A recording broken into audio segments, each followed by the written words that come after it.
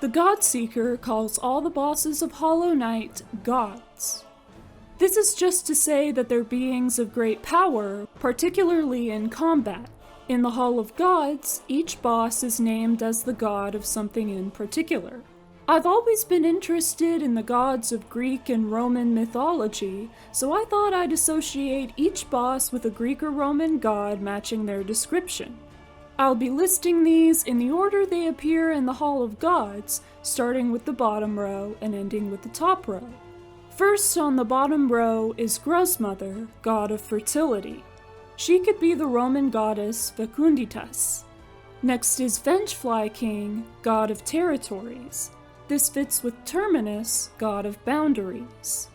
Then comes Brooding Molech, god of the nest.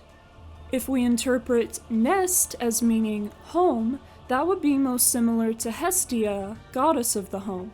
Next is False Knight, god of the downtrodden. Based on his Dreamnail dialogue, I think he could be Zelos, the god of eager rivalry, envy, and overzealousness.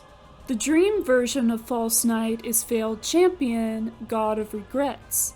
This description definitely fits Epimetheus, the god of afterthought, the best.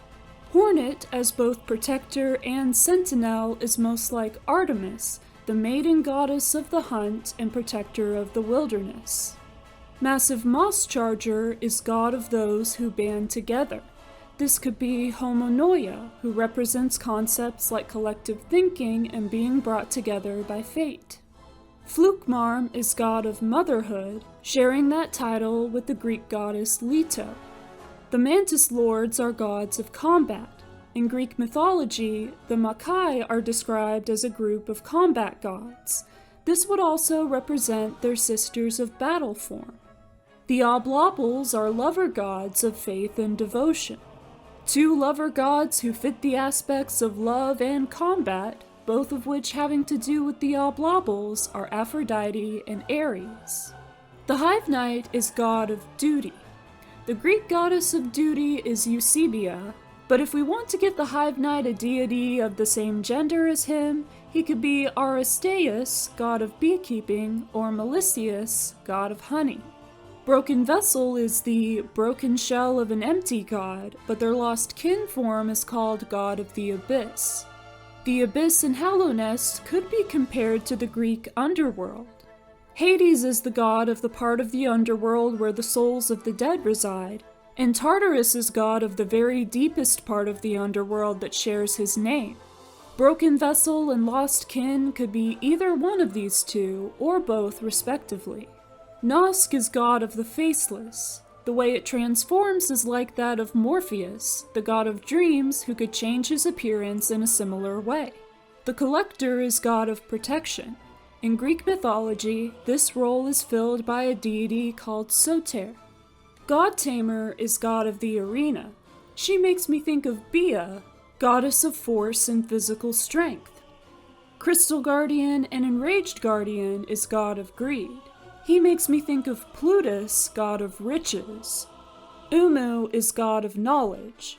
In Greek myth, this is represented by the goddess Polymathea. The Traitor Lord is god of anger.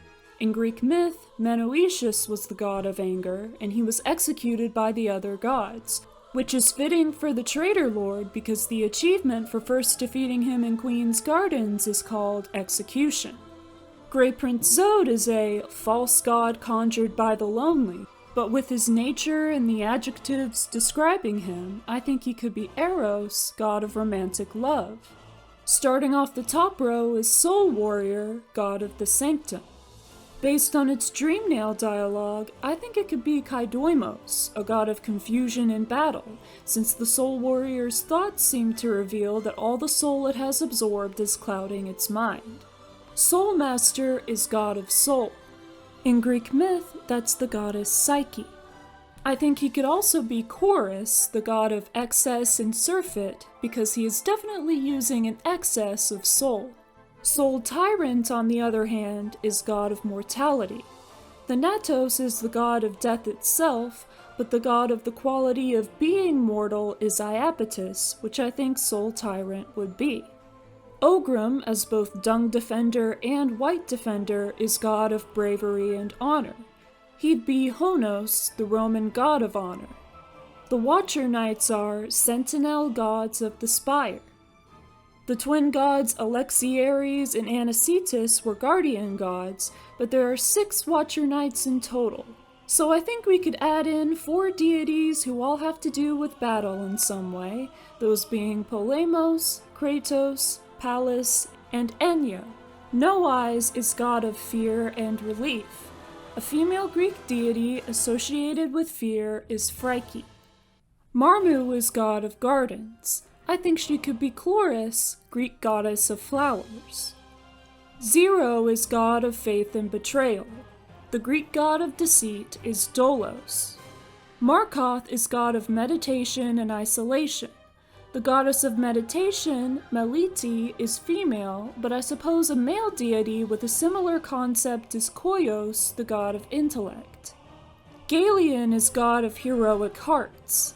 I think he's best represented by Thrasos, the god of an excess of boldness, which is what led Galeon to his death in Deepnest.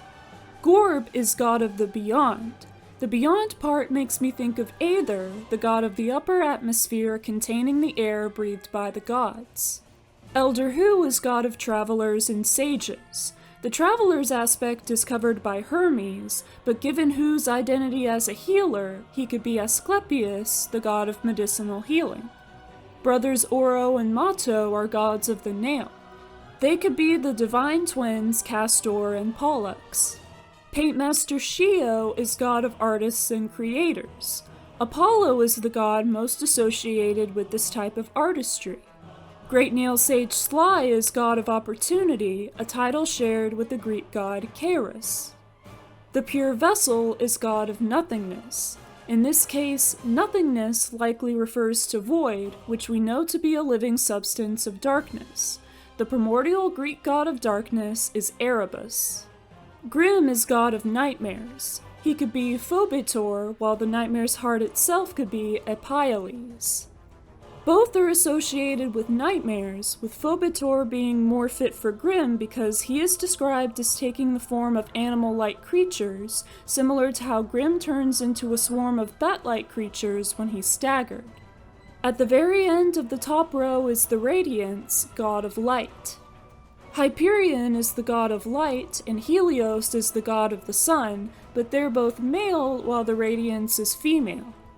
2 female deities associated with light are Hemera, the goddess of daylight, and Eos, goddess of the dawn.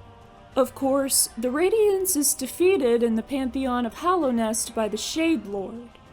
This entity could be compared to chaos, the nothingness from which all else, including the gods, emerged, especially since the Shade Lord is called God of Gods by the Godseeker. I'll also discuss the other higher beings encountered in Godhome.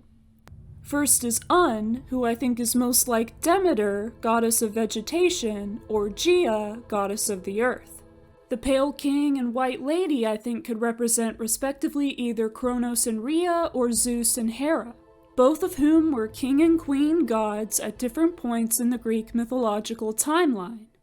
The abyss creature could be Phanes, god of procreation, since lifeblood likely originates from it.